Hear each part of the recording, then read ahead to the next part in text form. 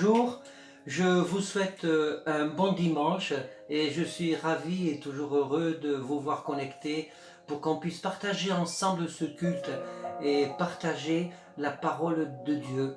Alors, vous avez vu que ce matin nous faisons un nouvel horaire, ça va être à partir d'aujourd'hui, donc le culte en live tous les dimanches matins à 10h30. Voilà, retenez bien 10h30 et le compte à rebours commencera à 10h20, le temps que vous finissiez votre petit déjeuner et que vous vous connectiez à l'heure pour démarrer. Il y a aussi une nouveauté, c'est que en même temps que le live est diffusé sur la page Facebook de notre église, Église protestante Parole de Vie, ça sera simultanément diffusé aussi en direct sur YouTube, sur la chaîne de notre église. Donc vous tapez simplement Église protestante Parole de Vie, vous tomberez sur la chaîne, il suffira simplement aussi de vous abonner. Et donc ça sera simultané sur les deux en direct. Voilà, vous voyez, on n'arrête pas le progrès.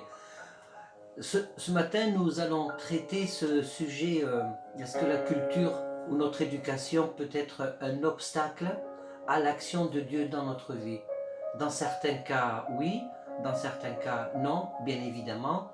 Comme j'ai eu l'occasion de l'exprimer dimanche dernier, lorsque tu marches avec le Seigneur, lorsque nous sommes devenus enfants de Dieu, sauvés par grâce, lorsque nous avons vécu cette rédemption dans notre vie, Dieu ne fait pas de nous des robots, Dieu ne va pas nous mettre dans une situation où finalement on ne va pas se reconnaître, on ne va pas se dire mais qui je suis devenu.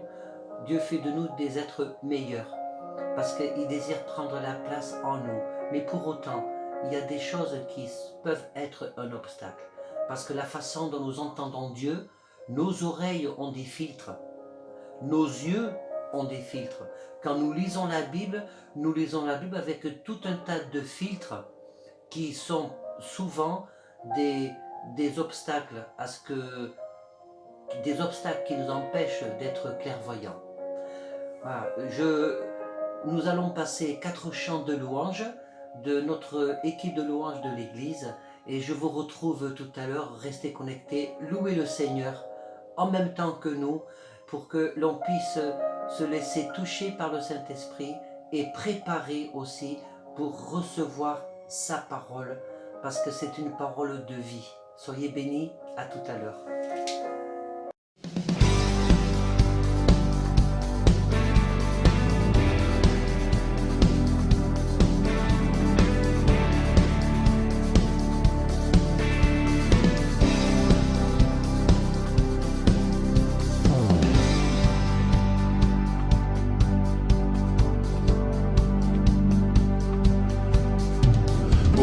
Seigneur, reconnaissance, son amour durera jamais, car il est bon, il est au-dessus de tout. Son amour durera jamais. Chantons, chantons, d'une main puissante et d'un bras tendu. Son amour durera jamais. Il nous donne une vie nouvelle. Son amour durera jamais. Chantons, chantons, chantons, chantons. À jamais Dieu est fidèle. À jamais Dieu est bon. À jamais Dieu est avec nous. À jamais, à jamais.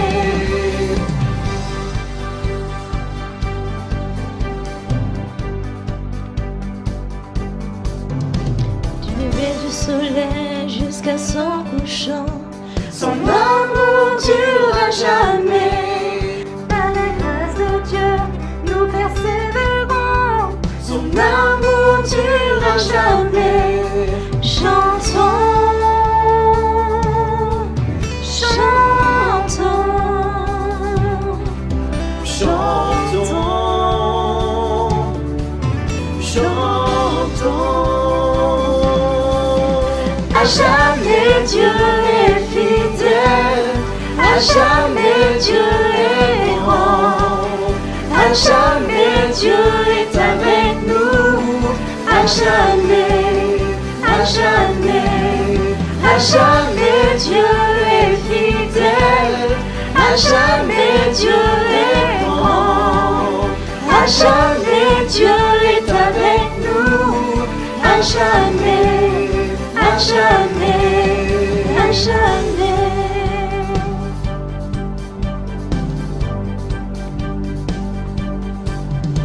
Son amour durera jamais, son amour durera jamais, son amour durera jamais, son amour durera jamais.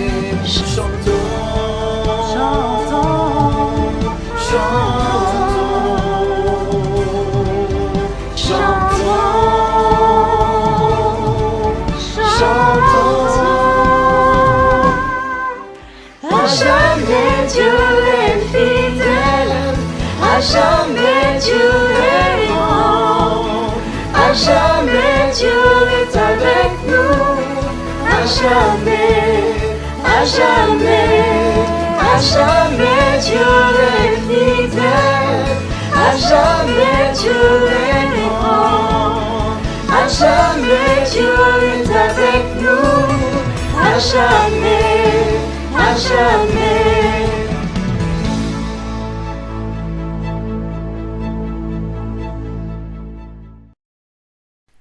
Je loue ton nom éternel, éternel.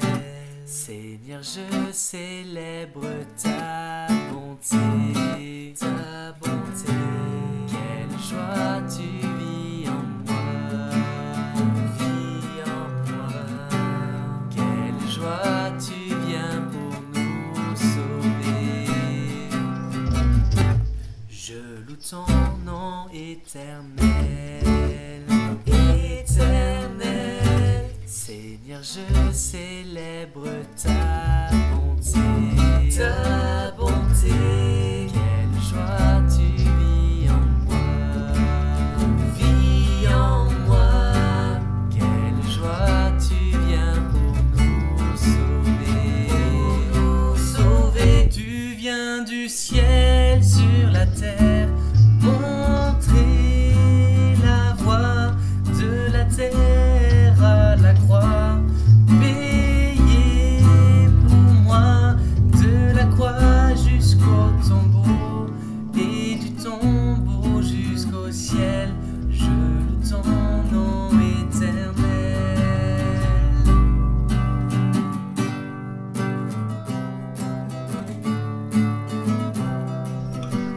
Je loue ton nom éternel. Seigneur, je célèbre ta bonté. Quelle joie tu vis en moi. Quelle joie tu viens pour nous sauver.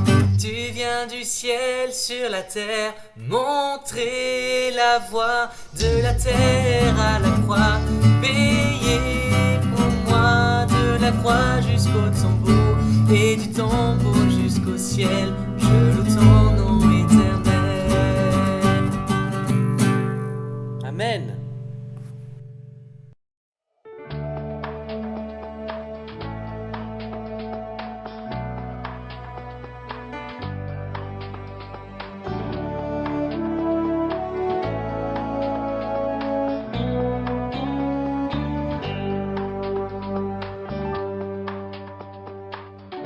Nous désirons, Seigneur, une seule chose aujourd'hui. alors que nous chantons, viens transformer nos vies. Il est vrai, il est vrai. Et viens dans ta gloire couronner nos louanges. Oui, viens, roi des rois, Dieu très saint, tout puissant. Oui, viens dans ta gloire, couronner nos louanges. Oui, viens, roi des rois, Dieu très saint, tout puissant. Nous désirons, Seigneur, une seule chose aujourd'hui. Alors que nous chantons, Viens transformer nos vies. Élève-toi, élève-toi. et viens dans ta gloire, couronner nos louanges. Oui, viens, roi des rois, Dieu très saint, tout puissant. Oui, viens dans ta gloire, couronner nos louanges. Oui, viens, roi des rois, Dieu très saint, tout puissant. Oui, viens.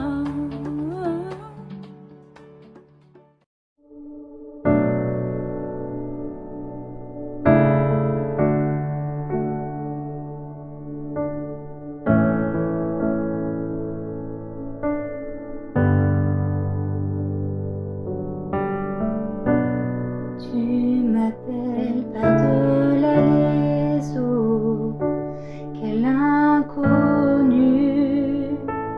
aucun appui.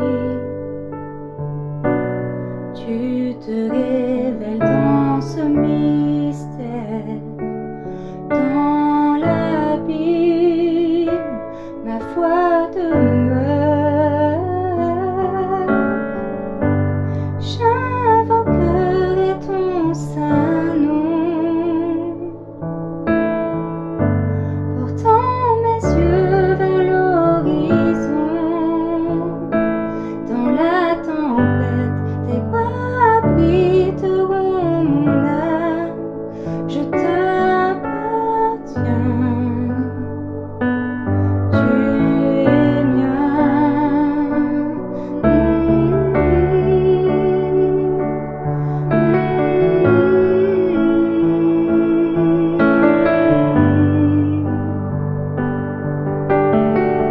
Ta grâce abonde dans la profondeur, ta main puissante me guidera.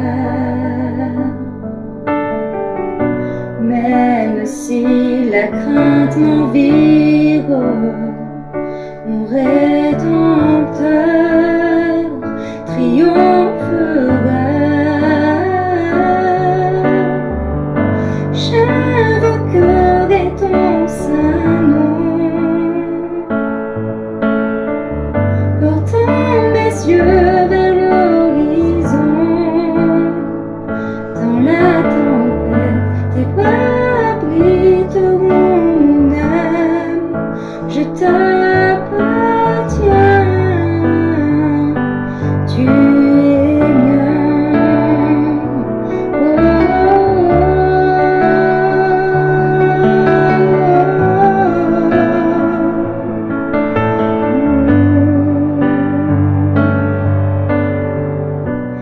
Esprit Saint, porte ma foi dans l'invincible. Je dompterai l'indomptable, et tu me rendras capable. Emmène-moi au-delà de l'imaginable, et ma foi se fortifiera dans la présence de mon Sauveur. Esprit Saint, emporte ma foi dans l'invincible. Je dompterai l'indomptable, et tu m'en rendras capable. Emmène-moi au-delà de l'imaginable, et ma foi se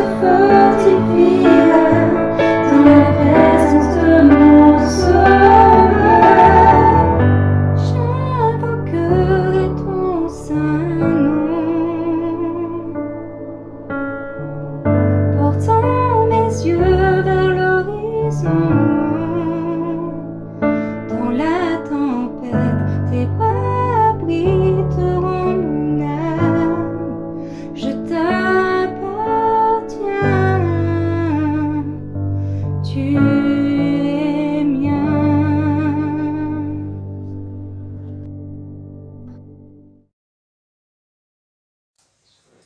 Voilà. Merci Seigneur pour ce temps de louange que nous venons de vivre ensemble. Je vous invite à prier avec moi pour ce qui va suivre. Seigneur Jésus, merci pour ce temps de partage, pour ce temps de message, que ce message puisse venir vraiment de toi, qu'il puisse nous interpeller à chacun, parce que ce que nous voulons, Seigneur, ce que nous désirons, ce que je désire, Seigneur, c'est qu'il n'y ait aucun obstacle dans ma vie, dans mon cœur, dans mes pensées, que rien ne puisse empêcher l'action bénissante et agissante de ton esprit en chacun de nous. Amen. Voilà, ce sujet me semble important, que je voudrais aborder avec vous. Et la question c'est, est-ce que ma façon de penser, influencée par ma culture et par mon éducation, m'empêche, d'écouter la parole de Dieu, d'entendre, parce que ce sont deux choses différentes, la parole de Dieu, et de la comprendre pour pouvoir la mettre en application. Lorsque nous ne comprenons pas ce que Dieu a à nous dire, lorsque nous n'arrivons pas à saisir le sens de ce que Dieu a à nous dire, c'est à ce moment-là que dans ce que nous sommes, de la façon dont nous avons été construits par notre culture et notre éducation, c'est à ce moment-là que parfois on prend des chemins que Dieu ne voudrait pas. C'est à ce moment-là parfois que les filtres que nous avons eh bien, ne nous permettent pas d'appréhender et d'entrevoir vraiment ce que Dieu a à nous dire ce matin. Alors dans la Bible, il y a plusieurs passages qui mettent en évidence ce facteur-là, ce facteur de l'éducation et de la culture qui s'entrechoquent avec la sainte parole de Dieu et qui parfois mettent les hommes dans des situations que Dieu ne veut pas. Alors Dieu est tout puissant, mais l'amour de Dieu pour chacun d'entre nous fait qu'il nous respecte profondément et j'ai eu l'occasion de le dire et j'aurai encore l'occasion de le redire, je le redis ce matin, il y a cette histoire du libre arbitre. Dieu nous parle et ensuite Dieu attend nos réactions, Dieu attend nos choix en fonction de la faveur que nous allons accorder à Dieu ou pas. Et ce matin, même si vous êtes chrétien, engagé avec le Seigneur, ou pas encore engagé avec le Seigneur, ce message, il est pour vous, parce que finalement, c'est un message universel, puisque chrétien ou pas, en confessant Jésus dans sa vie ou pas, nous avons tous des filtres, et ces filtres, Dieu, dans sa grâce et dans son amour, désire nous les montrer pour que nous puissions réajuster notre compréhension et notre vision de Dieu, sans quoi nous risquons de nous engager dans des chemins que Dieu n'a jamais prévus, pour nous, même si Dieu nous parle. Alors, il y a cette histoire dans l'Ancien Testament d'Abraham, et ensuite, il y a l'histoire des disciples dans le Nouveau Testament, comment Jésus les a incités, les a donné l'ordre de prêcher l'évangile et comment ils l'ont interprété en fonction de leur culture et de leur éducation. Tout d'abord, Abraham. Au départ, Abraham s'appelait Abram.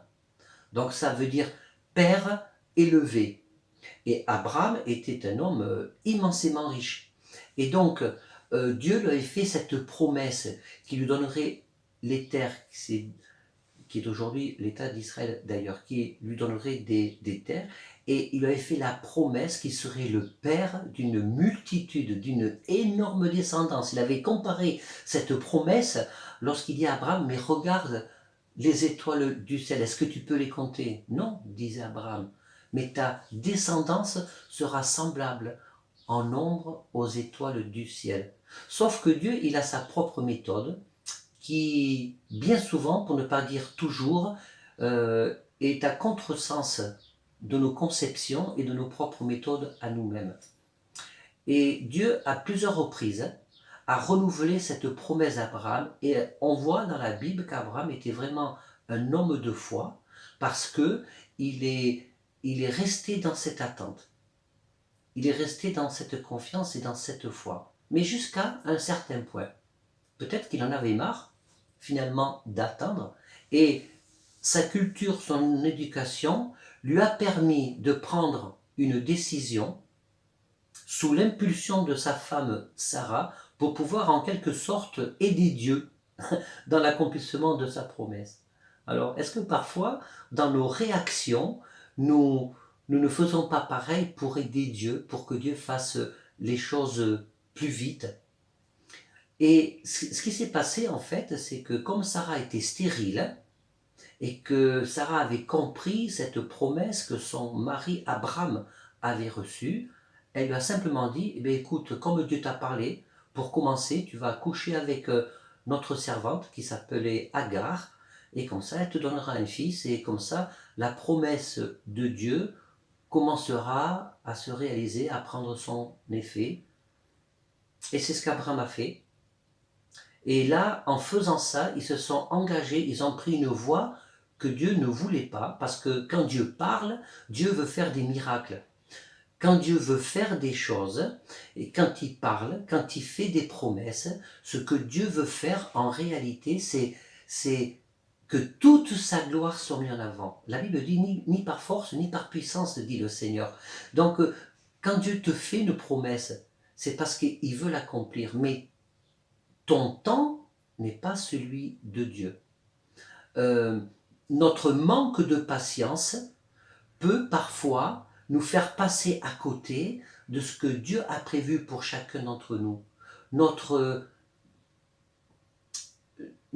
capacité à se précipiter peut parfois stopper ou retarder la promesse que Dieu a faite pour toi.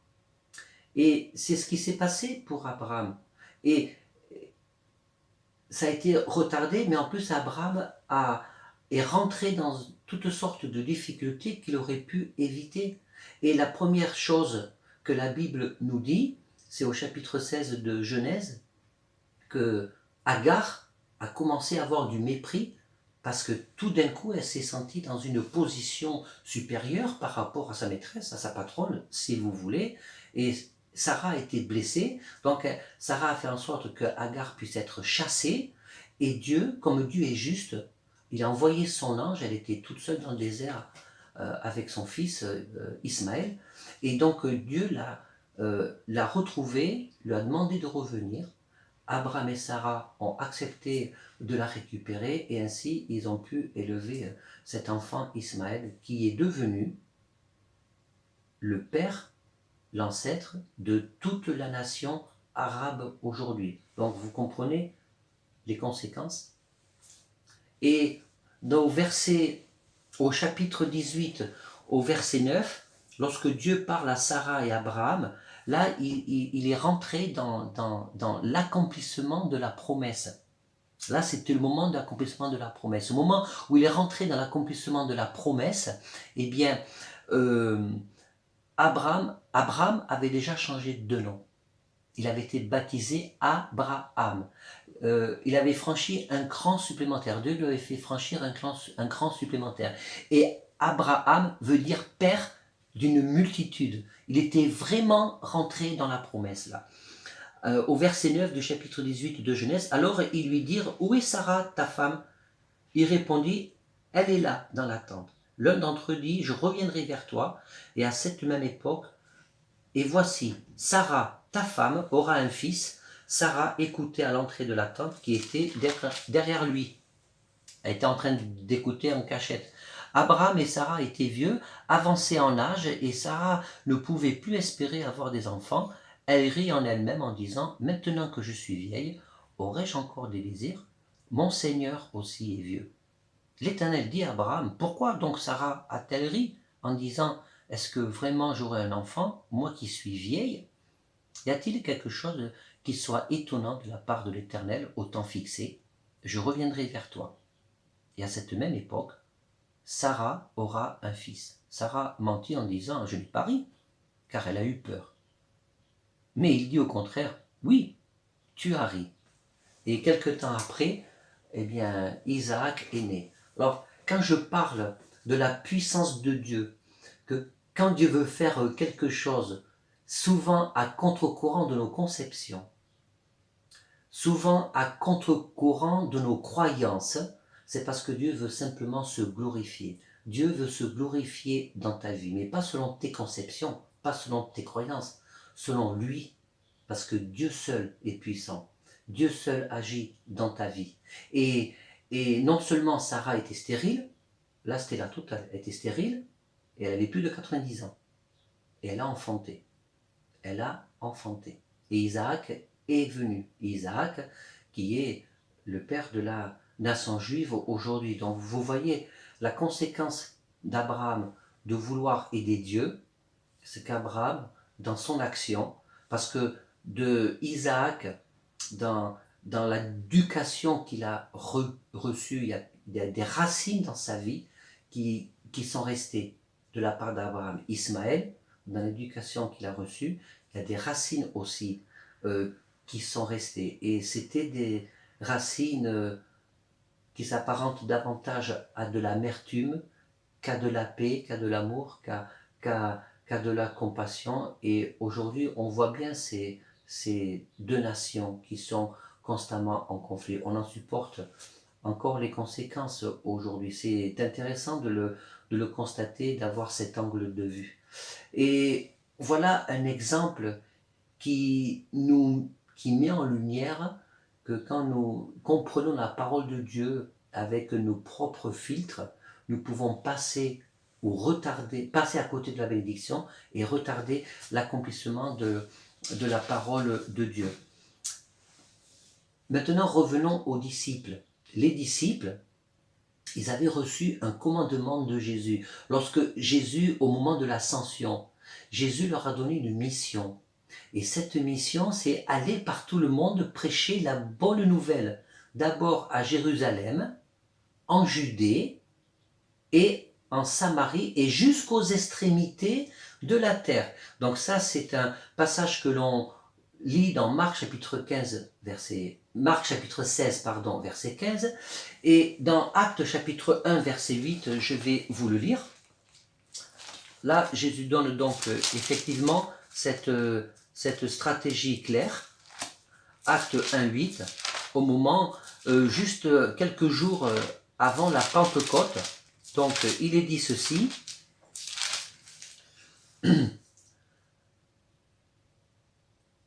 Mais vous recevrez une puissance, le Saint-Esprit survenant sur vous, et vous serez mes témoins à Jérusalem, dans toute la Judée, dans la Samarie et jusqu'aux extrémités de la terre. Et jusqu'aux extrémités de la terre. Donc, les disciples se sont exécutés, mais partiellement. Ils ont reçu le baptême du Saint-Esprit, ils ont commencé à prêcher l'évangile en Judée, en Samarie, et pendant un certain temps, ils sont restés que parmi le peuple juif parce qu'ils avaient compris, et c'était juste en fait au départ, ils avaient compris et ils étaient conscients qu'ils étaient le peuple élu, choisi de Dieu par lequel la bonne nouvelle devait transiter pour l'annoncer aux hommes. Sauf que leur culture et leur identité, c'est que au lieu d'obéir pleinement à Jésus, ils ont obéi que partiellement. Je voudrais attirer votre attention sur ce fait qu'on peut recevoir une parole de Dieu, on peut recevoir une promesse de Dieu, une directive de Dieu, commencer à rentrer dans le projet que Dieu a prévu pour chacun de nous, mais ne pas aller vraiment jusqu'au fond des choses. C'est ce qui s'est passé pour les disciples. Parce que dans leur culture, dans leur conception, dans leur éducation, on leur avait toujours dit qu'ils étaient le peuple de Dieu, que c'était vrai. Que dans le contexte de l'époque, les païens étaient considérés comme des chiens, comme des personnes de seconde catégorie parce qu'ils n'avaient pas reçu cette mission. Alors c'est vrai que c'est pas juste. Et du point de vue humain, en termes de valeur, c'est même pas bien, et ça n'est pas ce que Dieu a voulu. C'est pour ça que Jésus a dit aller jusqu'aux extrémités de la terre. Et là, ça bloquait un peu, là, parce que les extrémités de la terre, c'était super loin, mais il fallait passer par la Samarie. Et la Samarie, dans le contexte sociétal et politique de l'époque, il y avait un conflit. Vous voyez, il n'y a rien de nouveau sous le soleil. Il y avait déjà là, mais des conflits. Les deux peuples étaient plus ou moins fâchés, les Samaritains et les Juifs. Mais comment Jésus peut leur dire « Allez prêcher l'évangile aux Samaritains » Jésus lui-même a bousculé les traditions, la culture, l'éducation. Non seulement il a parlé à des femmes individuellement, ça ne se faisait pas culturellement, et dans l'éducation non plus, on ne parlait pas des femmes, l'homme était toujours au-dessus de la femme, et Jésus, dans sa grâce, a rétabli les choses. Cette belle histoire de la Samaritaine, une Samaritaine en plus, cette bonne Samaritaine qui était au puits, et que Jésus a parlé, que Jésus a impacté sa vie, quand Jésus donne cette belle parabole du bon Samaritain, le bon Samaritain, c'est pas le bon Juif, c'est pas la belle personne, la bonne personne qui fait partie du peuple élu, mais c'est le bon Samaritain, celui qui était méprisé du peuple juif, qui a porté secours à un pauvre indigent qui était blessé après avoir été agressé, qui était resté là à demi-mort sur le bord du chemin. Et là, Jésus leur donne un commandement.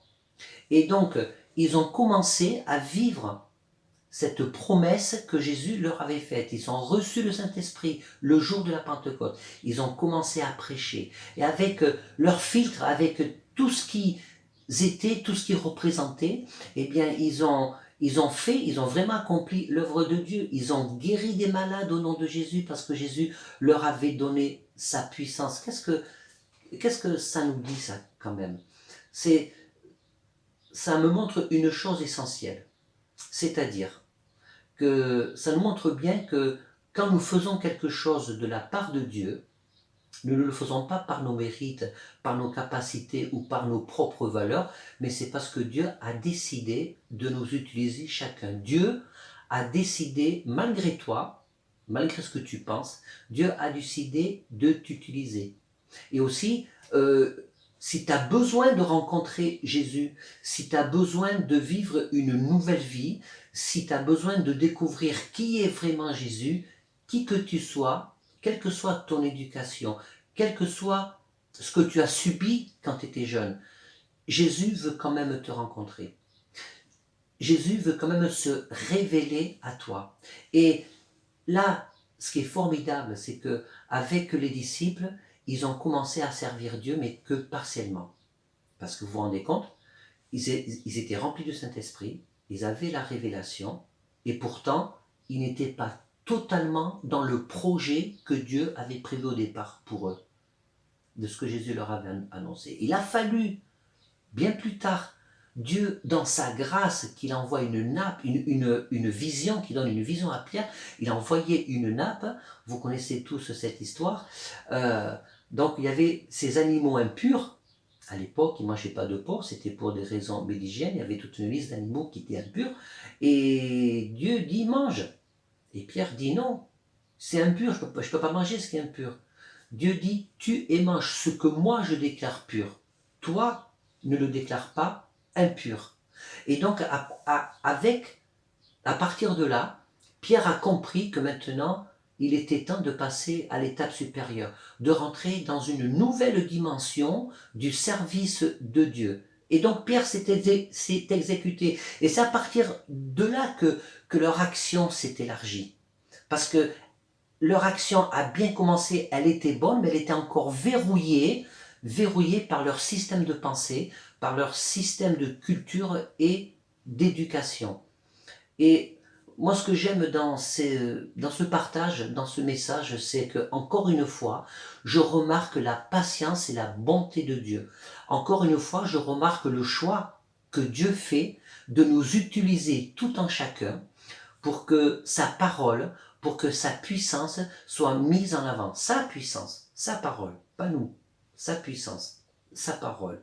Et que, en fait, en définitive, ce n'est pas par nos compétences et nos qualités que l'on va faire en sorte que l'œuvre de Dieu avance, mais c'est juste par notre capacité d'obéir, d'être à l'écoute, que par notre foi, notre espérance en Christ, dont la conséquence directe que là, oui, l'œuvre de Dieu va avancer.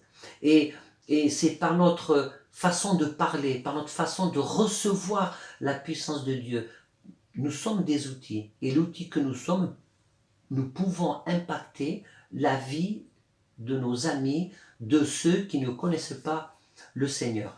Je vais vous proposer un dessin. Voilà, c'est le principe des trois cercles. Nous fonctionnons tous comme ça. Vous voyez, il y a trois cercles. Il y a, en rouge, il y a les absolus. Il y a les absolus en rouge. En rose, vous avez la doctrine. Et en bleu, vous avez l'éducation, la culture. Lorsque Jésus vient dans une vie, donc les absolus, c'est les principes élémentaires de la foi qui ne peuvent être négociés, ni transformés ou ni interprétés à la va-vite ou comme on le désire. C'est Jésus qui est ressuscité, c'est Jésus fils de Dieu, c'est Jésus qui transforme les vies, c'est au nom de Jésus que les gens peuvent être guéris, peuvent être soulagés, c'est Jésus qui nous prépare une place là-haut, c'est Jésus qui nous dit que si nous croyons en lui, nous avons la vie éternelle. C'est Jésus, c'est le Jésus du Jean 3,16, car Dieu a tant aimé le monde qu'il a donné son Fils unique, afin que quiconque croit ne périsse pas, mais qu'il ait la vie éternelle. C'est ce Jésus compatissant, ce Jésus qui ne juge pas, c'est ce Jésus qui est rempli d'amour, c'est ce Jésus qui te regarde avec compassion encore aujourd'hui. C'est Jésus, quand il te regarde aujourd'hui, il est le même hier, aujourd'hui, éternellement, nous dit la Bible. Donc c'est ce Jésus qui te regarde encore aujourd'hui, il te regarde parce qu'il est encore ému de compassion, comme quand il était ému de compassion, quand il était face à la foule, à l'époque où il était en Israël. Donc c'est ça les fondamentaux de la foi. Voilà, les absolus de la foi. Dans les absolus de la foi, il y a aussi ce Jésus qui nous régénère. Il y a aussi ce Jésus qui désire être notre compagnon, être notre ami, notre ami fidèle. C'est ce Jésus qui est le chemin, la vérité, la vie. Nul ne vient au Père que par lui. C'est ça les absolus de la foi. Or, dans notre cercle de fonctionnement, notre culture et notre éducation peut nous amener à ne pas comprendre ce que Dieu veut faire avec nous, ce que Jésus veut nous dire en ce moment. Et la doctrine, c'est tout ce qui est de l'ordre de l'interprétation. La doctrine, c'est tout ce qui est de l'ordre de l'interprétation. C'est tout ce qui est de l'ordre des croyances. Donc nous avons besoin d'interpréter, de croire pour pouvoir avancer dans la parole de Dieu. Et la culture et l'éducation, c'est tout ce que nous sommes. Or, voyez dans le dessin que je vous propose, ce que Dieu veut pour nous aider à bien interpréter sa parole, pour nous aider à ne pas prendre des mauvais chemins, à ne pas avoir une mauvaise interprétation, c'est que les absolus, tout ce que je viens de vous citer, et il y en a d'autres, puissent influencer notre doctrine, notre façon de croire, et qui puissent aussi transformer, qui puissent nous montrer quel est le domaine, parce que tout n'est pas à jeter quand même, c'est pas ça le message de l'évangile, tout n'est pas à jeter, mais quel est le domaine, la partie de notre éducation que nous devons transformer. Parce que sinon, ce qui parfois amène les gens à se fourvoyer dans des décisions, dans des prises de décision ou des orientations, des chemins qu'ils prennent, qu'ils ne devraient pas prendre, eh bien c'est parce qu'ils sont plutôt dans ce schéma. C'est-à-dire que l'influence extérieure de notre éducation, de notre culture, influence notre façon de croire et donc influence les absolus de la foi.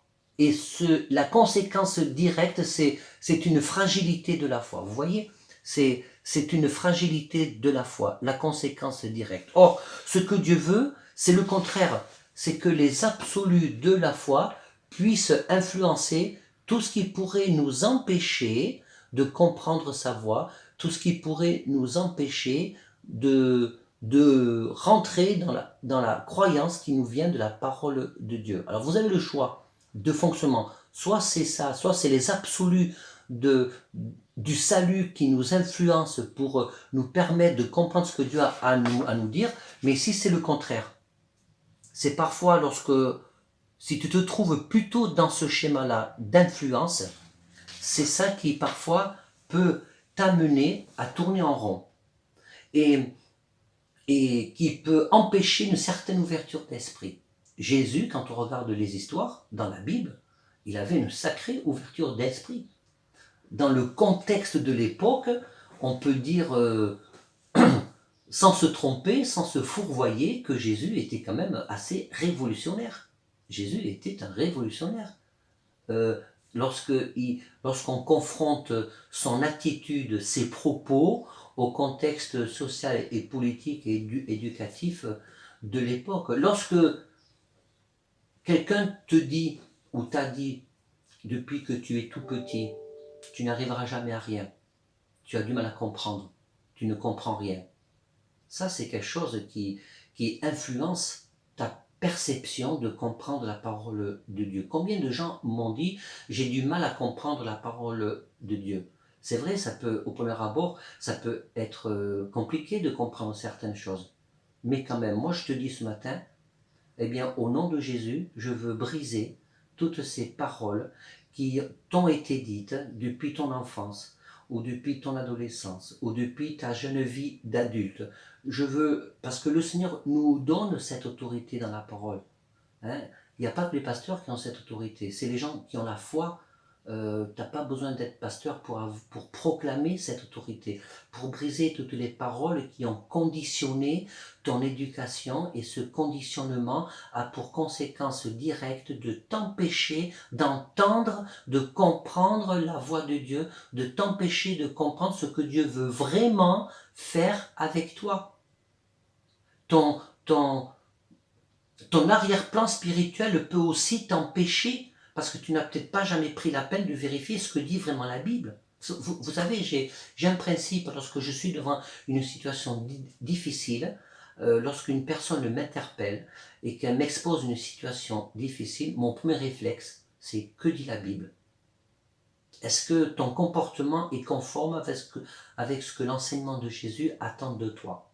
Et souvent, la réponse, elle est non. Et lorsque à des moments je me confronte à Jésus, la réponse elle est non aussi pour moi.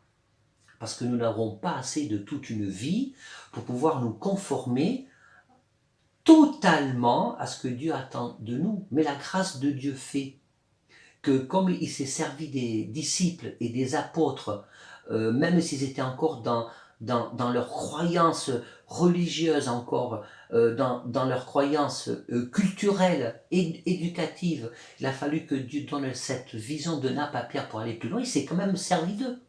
Ça nous montre bien quelque chose. Et ça pourrait peut-être modifier un petit peu nos croyances. Ce n'est pas parce que Dieu se sert de toi.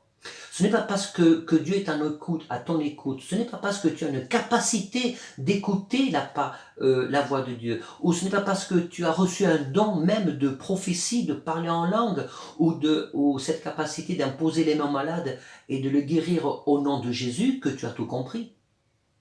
Et ce que je te dis, je me l'applique aussi à moi.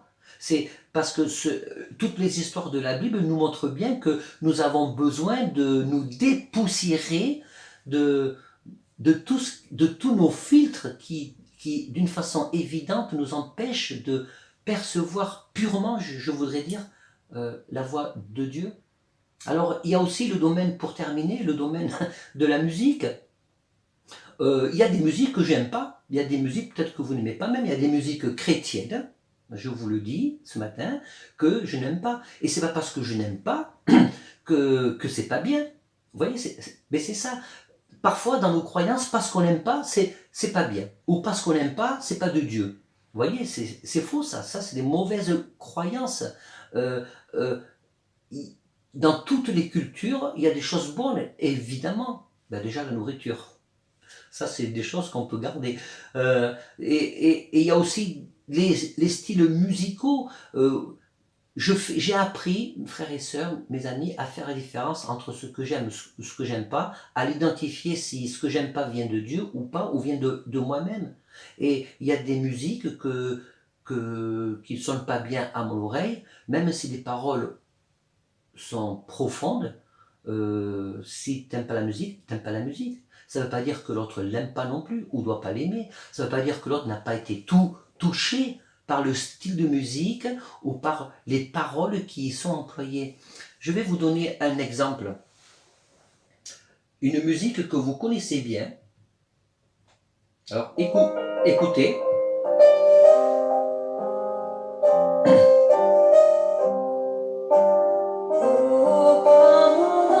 Prends mon amour. Prends-la, Seigneur. Alors cette musique, elle est encore chantée, c'est des vieux cantiques. Je l'ai chantée quand j'étais jeune, au Prends mon âme, prends-la Seigneur. Beaucoup de gens l'aiment, peut-être certains d'entre vous, ça vous rappelle votre jeunesse, ça vous rappelle le moment où vous avez rencontré le Seigneur. Mais ce sont des paroles chrétiennes qui ont été composées pour véhiculer le message de grâce, mais la musique, c'est l'hymne de l'État d'Israël. Voilà. Si vous ne le savez pas, maintenant vous le savez, mais je pense que beaucoup de gens le savent. C'est l'hymne de l'État d'Israël. Vous tapez sur Google, tout ce que je vous dis, vous pouvez le vérifier sur Google. Vous tapez sur Google hymne de l'État d'Israël, vous allez trouver exactement, c'est pas la même parole, mais exactement la même musique. Donc il y a des tas de gens qui ont été touchés par le Seigneur, par des paroles, par une musique qui est, c'est vrai, celle-là, elle est douce. Donc elle s'y prête à certaines émotions, certainement, mais c'est la musique de l'État d'Israël. Alors, est-ce que c'est bien ou est-ce que c'est pas bien? Un autre exemple.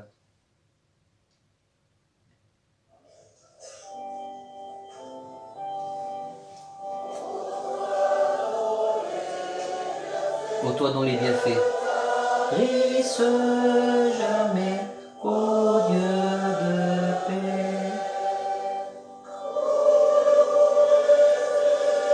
Alors c'est vrai, c'est une musique qui est douce, qui est sympathique, ô toi dont les bienfaits ne tarissent jamais. Ben, c'est le God Save the Queen. Bon, je pense que je ne l'ai pas bien dit. God Save the Queen. Voilà, c'est que Dieu bénisse la reine. C'est l'hymne national britannique. Voilà, pendant des décennies, des chrétiens dans toutes les églises, et encore aujourd'hui dans certaines églises, et même chez nous, on a chanté Ô toi dont les bienfaits, nous l'avons aussi sur le répertoire, on le chante peut-être moins souvent que certains, mais c'est l'hymne national anglais, voilà, qui est chanté dans les églises, et visiblement, ça choque pas grand monde, peut-être que parce que les gens ne le savaient pas, et pourtant, c'est des chants qui ont touché des gens. Alors, il y a aussi celle-là, un peu plus récente.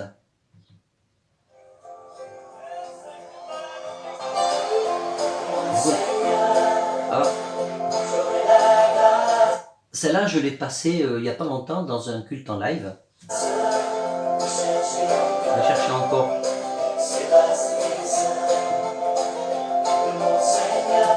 Alors, c'est des belles paroles, c'est très entraînant. J'ai même eu des commentaires que les gens disent ah, c'est une chanson qui me fait du bien, qui me rappelle le moment où j'ai rencontré le Seigneur, qui me rappelle le moment où j'ai vécu des choses fortes dans ma relation avec le Seigneur. Alors pour ceux qui le savent, mais peut-être qu'il y en a qui ne le savent pas, qui m'écoutent ce matin, c'est une chanson de Gilbert Bécaud. Vous retrouvez, c'est « Et maintenant, que vais-je faire ?»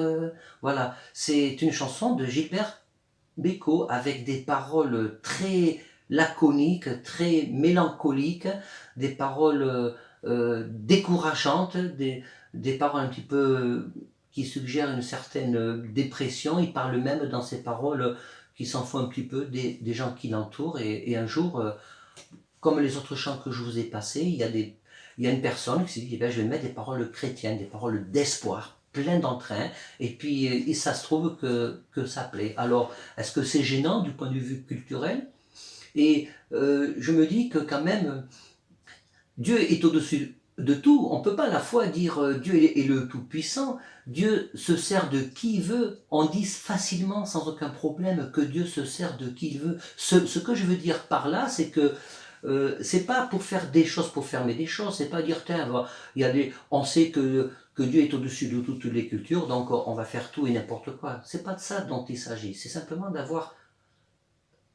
de rentrer dans ce principe, d'avoir une ouverture d'esprit et de toujours se poser la question, Seigneur, qu'est-ce que tu veux faire? Et il est dans la volonté de Dieu, dans notre relation personnelle avec lui, qu'il puisse plus vous aurez une relation personnelle avec lui, plus vous serez capable et à même de comprendre ce que Dieu a à vous dire et de comprendre cette voix qui résonne en vous, si elle vient de Dieu ou si elle vient de vos propres pensées, de vos propres filtres, influencés par votre éducation ou par votre culture. Donc nous, à travers tout ce que je vous ai dit, nous voyons bien que notre objectif, et je veux dire aussi notre quête peut-être, c'est de toujours se poser cette question, mais sans pression, parce que Dieu ne nous met pas la pression. Dieu chemine avec nous. Simplement que dans le cheminement que Dieu te propose, que Dieu nous propose à chacun d'entre nous, c'est qu'à un moment donné de notre relation avec lui, il va mettre l'accent sur un domaine de notre vie, et lorsque Dieu met l'accent sur un domaine de notre vie, il nous rend tout à fait capables de comprendre quel est le filtre que je dois réajuster ou que je dois simplement éliminer pour pouvoir être conforme à sa parole, mais ça ne change en rien à ton identité. Alors, est-ce que vous connaissez celle-là? Je connais déjà la réponse.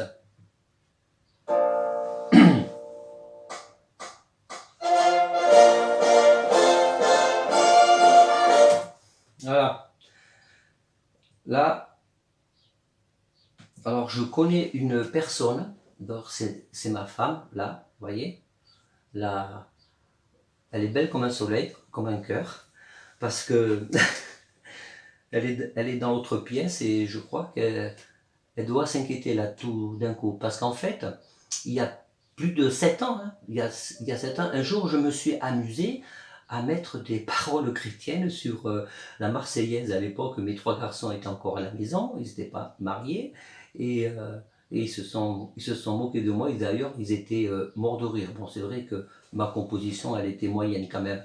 Mais l'idée était là, le principe était là. Je me suis dit, ben, pourquoi ne pas mettre des paroles chrétiennes? Quand j'ai pris conscience que Ô toi dont les bienfaits, c'était l'hymne anglais, et Ô prends mon âme, c'était l'hymne israélien, je me suis dit, ben, pourquoi pas mettre des paroles sur l'hymne national français? Oui, mais vous comprenez, c'est des paroles violentes. Bon, Dieu est au-dessus de tout.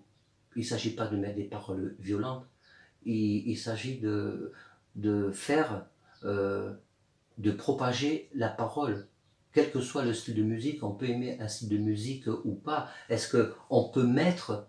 il y en a bien un qui a mis des paroles d'espoir sur un chant de Gilbert Bécaud qui représentait des paroles qui étaient contraires à l'espoir, contraires totalement à l'opposé de l'espérance. Et même si certains interprètent des paroles de la Marseillaise comme étant violentes, alors là c'est un débat, je ne vais pas rentrer là-dedans, il y a juste deux versions. C'était Roger Delisle qui a écrit la Marseillaise, d'ailleurs il y a 7 couplets, hein.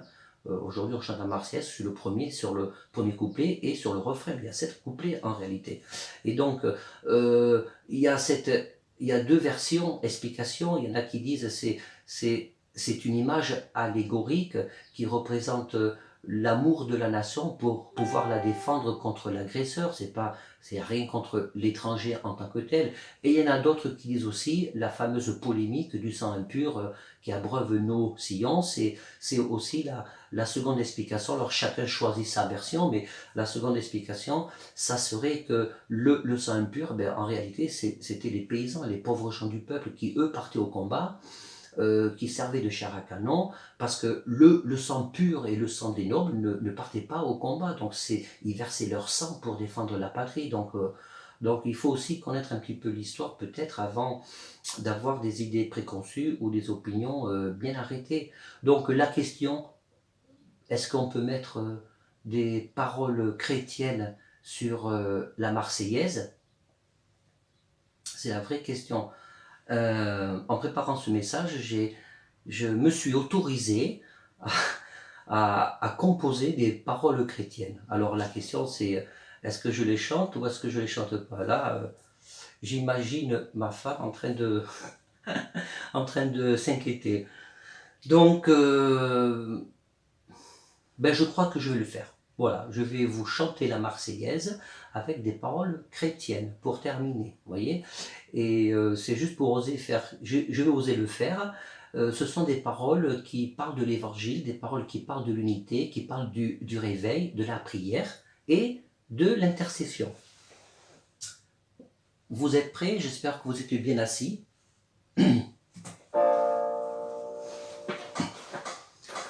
Enfants de l'Éternel, le jour de gloire va arriver. Soyons prêts pour son grand retour, car Jésus va bientôt revenir. Car Jésus va bientôt revenir. Alors levons-nous pour l'évangile. Annonçons Jésus, roi des rois, dans les villes, les montagnes, les campagnes, afin que sa parole soit révélée. Prions, unissons-nous, soyons tous réveillés, intercédons pour la gloire de Dieu, afin que notre pays soit sauvé. Intercédons pour la gloire de Dieu, afin que notre pays soit sauvé. Voilà. Alors faites pas trop de commentaires. Allez, je vous la refais une dernière pour la route. Tant qu'on y est, autant aller jusqu'au bout. Allons enfants de l'Éternel, le jour de gloire va arriver. Soyons tous prêts pour son grand retour, car Jésus va bientôt revenir. Car Jésus va bientôt revenir. Alors levons-nous pour l'évangile, annonçons Jésus, roi des rois, dans les villes, les campagnes, les montagnes, afin que sa parole soit révélée. Prions, unissons-nous, soyons tous réveillés, intercédons pour la gloire de Dieu, afin que notre pays soit sauvé. Intercédons pour la gloire de Dieu, afin que notre pays soit sauvé. Voilà. Mes frères et sœurs, nous avons besoin de nous tenir dans la présence du Seigneur pour pouvoir nous remettre en question. Et je vais terminer là maintenant, j'étais un peu long, je suis désolé, mais je vais terminer là maintenant par ces paroles de l'apôtre Pierre, lorsque l'apôtre Pierre nous dit que nous devons crucifier notre moi à la croix. C'est que nous devons, en toute quiétude et dans la paix, parce que Dieu ne nous accuse pas, nous devons apprendre à remettre toutes nos défaillances au pied de la croix. Nous devons apprendre à évaluer la façon dont nous pratiquons notre foi. Nous devons apprendre à discerner dans nos vies quels sont les filtres qui nous empêchent de comprendre la parole de Dieu et qui nous empêchent d'entendre la voix de Dieu dans nos vies, parce que Dieu nous parle encore d'une façon ou d'une autre, et qui nous empêchent de comprendre ce que Dieu veut faire, et qui nous empêchent de comprendre la méthode que Dieu veut employer encore aujourd'hui pour toucher l'humanité. Et mon dernier mot, c'est qu'il y a une bonne nouvelle, et ça c'est super. Alors ça, quand je parle de méthode de Dieu, je vous laisse juste à votre réflexion. Pendant le confinement, les ventes des Bibles, de la Bible, quelles que soient les versions, ont bondi de 147%. Les ventes de la parole de Dieu ont bondi de 147%. Je vous retrouve tout à l'heure après ce chant, et pendant ce chant, je vous invite vraiment à vous mettre en prière.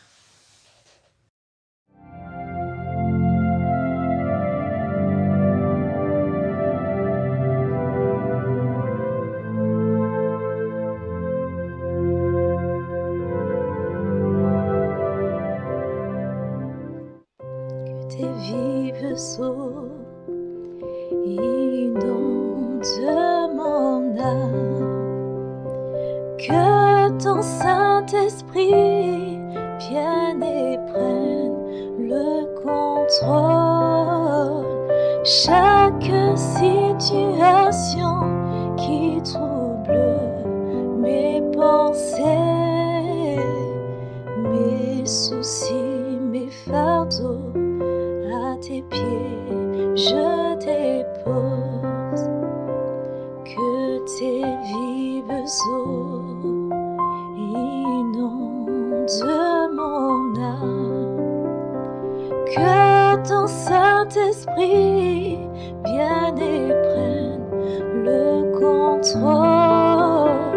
Chaque situation qui trouble mes pensées, mes soucis, mes fardeaux, à tes pieds je dépose. Jésus, Jésus, Jésus,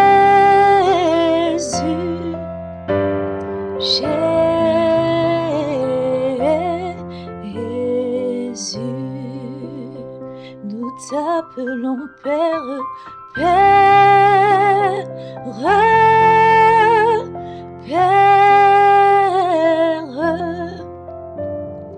Père,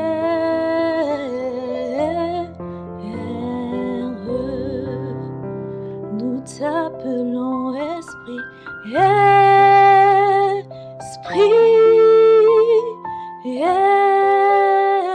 Esprit,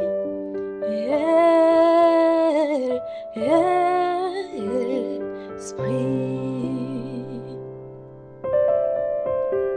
que tes vives eaux inondent mon âme, que ton Saint-Esprit vienne et prenne le contrôle.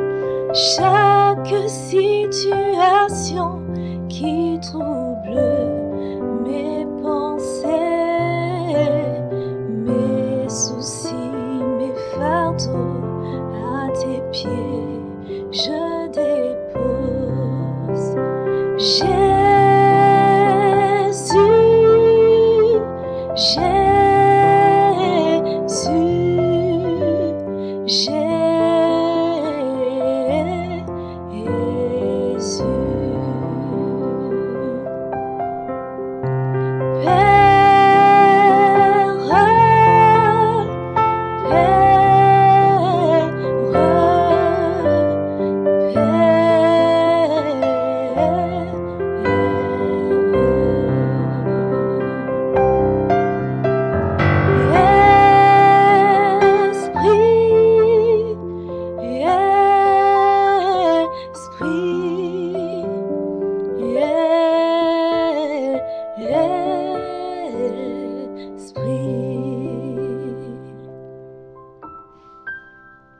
que tes vives eaux inondent mon âme, que ton Saint-Esprit vienne et prenne le contrôle. Chaque situation qui trouble mes pensées,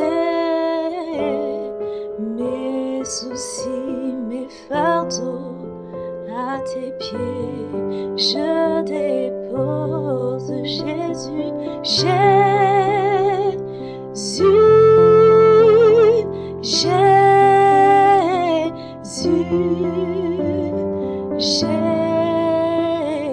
Jésus, nous t'appelons Père, Père, Père,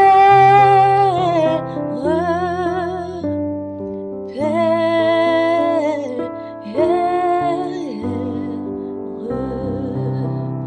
nous t'appelons Esprit, Esprit,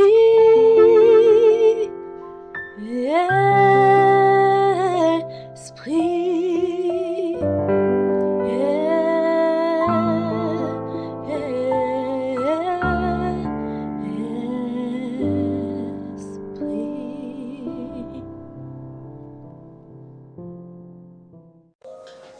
Ah, que tes vives eaux ce chant tellement beau, tellement formidable. Avant de prier, je voudrais te dire une parole qui, je pense, vient de Dieu. Ça sera à toi à l'évaluer. Dieu désire ton bien-être personnel. Dieu désire ton bonheur. Et parfois Dieu se confronte à ta façon de voir les choses. Parfois Dieu se confronte à la dureté de ton cœur parce que tu es ancré sur des certitudes qui sont la résultante de toute ton éducation et de ta culture. Dieu voudrait maintenant que tu te poses la question et que tu te confrontes là, à partir de maintenant, à sa parole. Confronte-toi à Christ. Confronte-toi à sa parole. Et si tu fais ça, tu auras un déblocage dans ta vie. Tu auras un déblocage dans ta vie. Et tu vas permettre à Dieu de te montrer le chemin où tu vas vivre une nouvelle dimension relationnelle avec lui.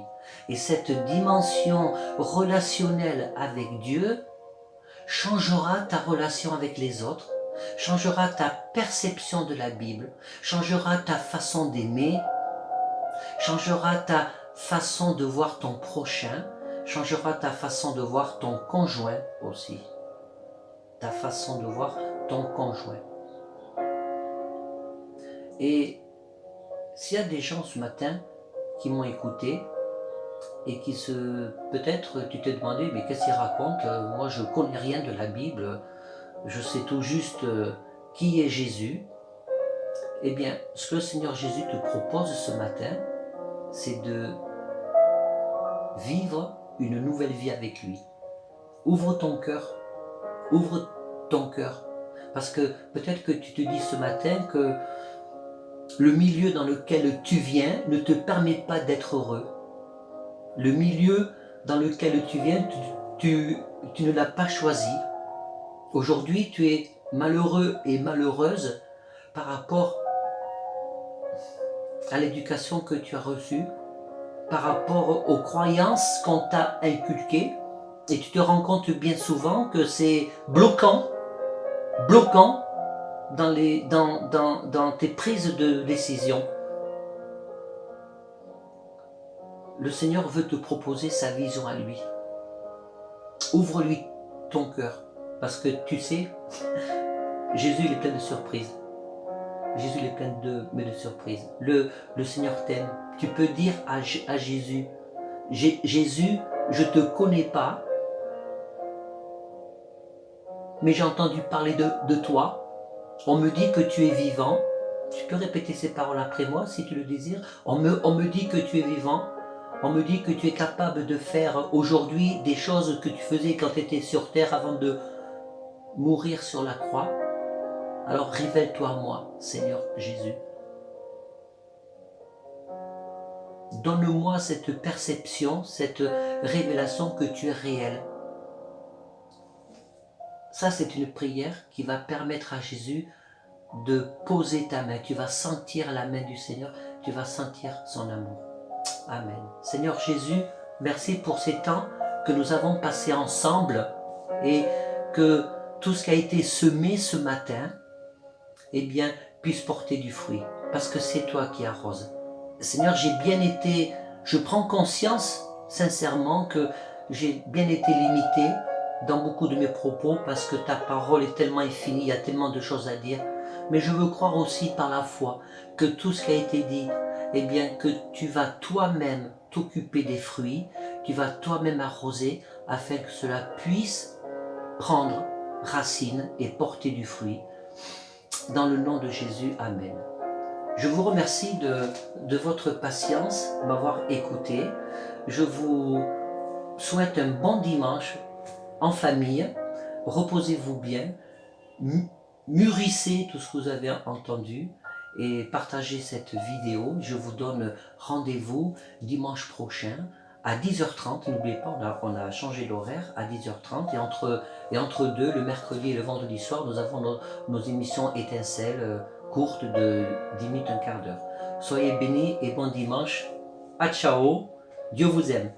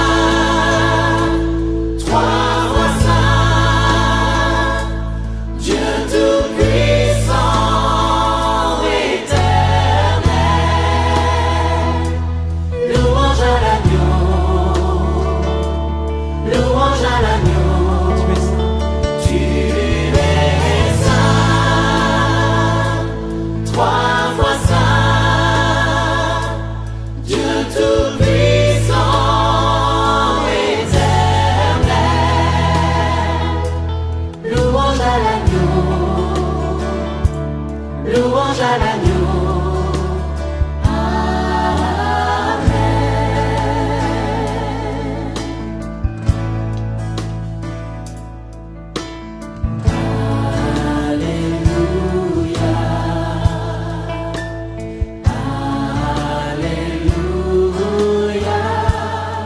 Gloire à Dieu le Seigneur Tout-Puissant.